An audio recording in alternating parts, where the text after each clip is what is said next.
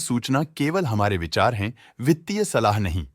निर्णय लेने से पहले खुद शोध करें। किसी भी लाभ या हानि के लिए हम उत्तरदायी नहीं हैं। आज हम देख रहे हैं एनआरबी बेयरिंग लिमिटेड के 2024-25 Q3 की consolidated financial performance. Starting with the sales, पिछले क्वार्टर से सेल्स में -7.5% का डिक्रीज हुआ है, मगर कंपनी ने पिछले साल के मुकाबले 8% का सेल्स इंक्रीज रिपोर्ट किया। Expenses -6.5% quarter on quarter decrease हो गए हैं, जो साल भर के 5% के राइज के साथ अलाइन करता है। एक्सपेंसेस में डिक्रीज अच्छा है, लेकिन सेल्स में डिक्रीज निराशा की बात है। ऑपरेटिंग प्रॉफिट, जो पिछले साल के कंपैरिजन में 25.5% अप हुआ है, quarter on quarter around -13.5% decrease हुआ है। Operating profit margin (OPM) annual basis पे 2% से इंक्रीज हुआ है और पिछले क्वार्टर के कंपैरिजन में -1% से डिक्रीज हुआ है। एक्सेप्शनल आइटम्स को ऐड करके अदर इनकम पिछले क्वार्टर के कंपैरिजन में -81% गिर गई, बावजूद इसकी ईयरली डिक्लाइन -99% हुई है। इंटरेस्ट एक्सपेंसेस पिछले क्वार्टर से -16.5% डाउन हुआ, लेकिन ईयर ओवर ईयर डिक्रीज -56% हुआ है। डिप्रिशिएशन कॉस्ट्स में 7% का क्लाइम देखने को मिला और ईयरली बेसिस पे 12.5% का इंक्रीज देखा गया। Profit before tax annually -85% decrease हुआ, लेकिन प्रीसीडिंग क्वार्टर से -33% डिक्रीज हुआ है। इस साल कंपनी ने 21% टैक्स पे किया और क्वार्टरली कंपनी ने 30.5% टैक्स पे किया है। नेट प्रॉफिट ने ईयर ऑन ईयर -87% का डिक्लाइन दिखाया, लेकिन लास्ट क्वार्टर से -38.5% का कंट्रैक्शन हुआ है। इस क्वार्टर के दौरान कंपनी का परफॉर्मेंस इतना अच्छा नहीं रहा।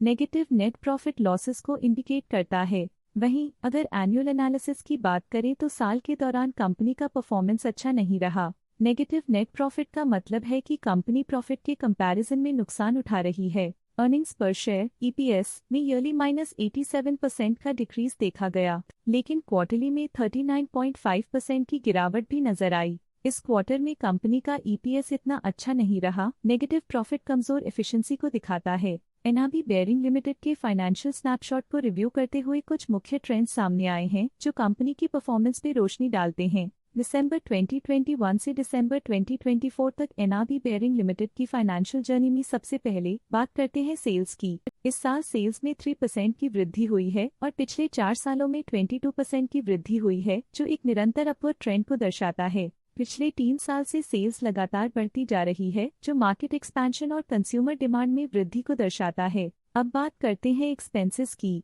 इस साल एक्सपेंसेस 6% बढ़े हैं और 4 सालों में 24% का इजाफा हुआ है। इस साल हालांकि एक्सपेंसेस सेल्स से थोड़ा ज्यादा बढ़े हैं, मगर ग्रोथ रेट्स का करीब होना स्टेडी ऑपरेशनल कॉस्ट को दर्शाता है। इस साल ऑपरेटिंग प्रॉफिट -11.5% कम हुआ, लेकिन पिछले 4 सालों में 12.5% का इजाफा हुआ है। इस साल ऑपरेटिंग प्रॉफिट में कमी आई है, लेकिन पिछले 2 साल की वृद्धि रेजिलियंस को दर्शाता है, जो एक अस्थायी मार्केट को संकेत करता है। इस साल नेट प्रॉफिट में -52.5% की गिरावट हुई, लेकिन पिछले 4 सालों में 23.5% की बढ़ोतरी हुई है, जो कंपनी की मजबूती दिखाता है। इस साल EPS में -53.5% की कमी के बावजूद लंबी अवधि में देखा जाए तो 24% की मजबूत वृद्धि हुई है। चलिए अब बात करते हैं शेयर होल्डिंग पैटर्न की। एनआरबी बेयरिंग्स की शेयर होल्डिंग रिपोर्ट्स कुछ इस प्रकार की हैं, जो दिसंबर 2024 के 31 तक चलता है। ये रिपोर्ट कंपनी के शेयर्स की डिटेल्ड जानकारी देता है, जिसमें promoters, promoter groups, foreign investors, public investors और सरकारी एंटिटीज शामिल हैं। प्रमोटर्स शेयर होल्डिंग 2024 के सितंबर में 51.16% से 2024 के दिसंबर में 51.13% तक डिक्रीज हो गया। ये डिक्रीज दिखाता है कि इस टाइम पीरियड में कंपनी पे प्रमोटर्स का कंट्रोल कमजोर हुआ है। पब्लिक द्वारा हेल्ड शेयर्स का परसेंटेज 18.02% से इंक्रीज होकर 2024 के दिसंबर में 20.08% तक का इंक्रीज से देखा गया। ये चेंजेस स्टेट है कि पब्लिक की इन्वेस्टमेंट कंपनी में क्वार्टर टू क्वार्टर इंक्रीज हुई है। डोमेस्टिक इंस्टीट्यूशनल इन्वेस्टर के शेयर होल्डिंग में थोड़ा डिक्रीज आया 2024 के सितंबर से 2024 के दिसंबर में, जो दिखाता है कि डोमेस्टिक इंस्टीट्यूशंस ने अपने स्टेक को -1.74 से डिक्रीज किया है। फॉरेन इंस्टीट्यूशनल इन्वेस्टर्स के शेयर होल्डिंग में थोड़ा डिक्रीज आया 2024 के सितंबर से 2024 के दिसंबर में, जो दिखाता है कि फॉरेन इंस्टीट्यूशंस ने अपने स्टेक को क्वार्टर टू क्वार्टर -0.29 से डिक्रीज किया है, जिसे पता चलता है कि उन्होंने अपनी इन्वेस्टमेंट्स को पुल बैक किया है। ये था कंपनी का करंट शेयर होल्डिंग पैटर्न। आइए नजर डालते हैं कुछ प्रमुख प्रमोटर ट्रांजैक्शंस पर जो मार्केट के डायनामिक्स को रीशेप कर रही हैं। 30 दिसंबर 2024 को हर्षबीना साहनी जवेरी ने 23,600 शेयर्स खरीद लिए 283 रुपीस पर यूनिट के हिसाब से, जिसका टोटल था 66.8 लाख। 16 दिसंबर 2024 को अजीज यूसुफ जवेरी ने 400 शेयर्स खरीद लिए 300.39 रुपीस पर यूनिट के हिसाब से, जिसका टोटल था 1.2 लाख। 6 दिसंबर 2024 को अजीज यूसुफ जवेरी ने 1,300 शेयर्स खरीदे 301.67 रुपीस पर यूनिट के हिसाब से, जिसका टोटल था 4 लाख। 6 दिसंबर 2024 को आरती देवेश साहनी ने 2.6 लाख शेयर्स बेचे 303.72 रुपीस पर यूनिट के हिसाब से, जिसका टोटल था 7.7 करोड़।